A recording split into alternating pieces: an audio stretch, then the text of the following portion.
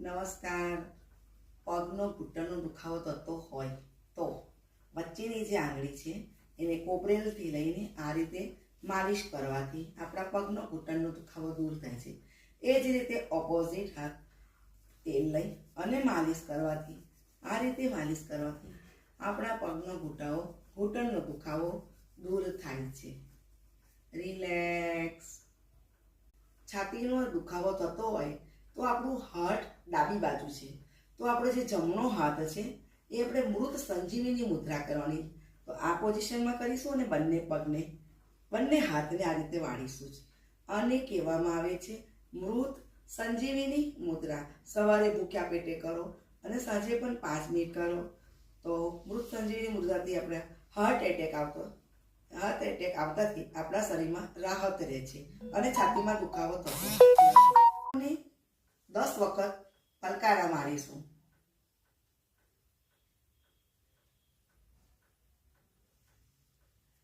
ત્યારબાદ આંખ ખોલી અને કોઈ એક વસ્તુ પર ધ્યાન કેન્દ્રિત કરીશું 10 વખત.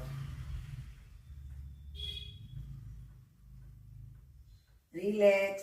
આ પોઝિશન કરીને પછી બંને હાથને આ પોઝિશન કરશું. દિવસમાં 5 થી 7 વખત કરવાથી આપણા આંખોનું તેજ વધે છે અને ચશ્માનો નંબર દૂર થાય છે. રિલેક્સ. સ્ટાર્ટ. મલાસનમાં આપણે બેસીશું અને બેસવાનો પ્રયત્ન કરીશું. ધીરે ધીરે પોઝિશન. હાથ ધીરે ધીરે ઘૂંટણ પર મૂકીશું. ધીરે ધીરે ઘૂંટણને કોણીનો ભાગ કાઢીશું. મલાસનમાં બેસવાથી ખૂબ જ ફાયદા થાય છે. જેને કબજિયાતનો પ્રોબ્લેમ હોય તો પણ દૂર થાય છે. અને આપણો મંત્ર છે લમ. પૃથ્વી ધરતી છે આપણો, તો લમ લમ